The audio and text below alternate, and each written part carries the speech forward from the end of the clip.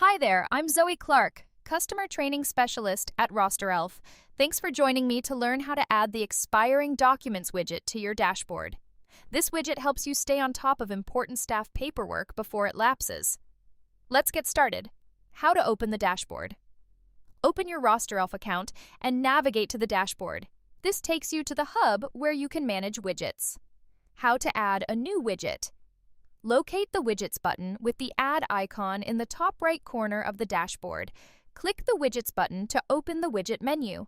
Scroll through the list and choose the Expiring Documents widget. Selecting it means upcoming document expirations will be front and center. How to finalize the widget setup. Once selected, the banner on the Expiring Documents widget changes to Active to confirm it is turned on. Check your dashboard to confirm the Expiring Documents widget now appears.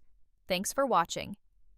If you need any help, our support team is available 7 days a week. Happy rostering!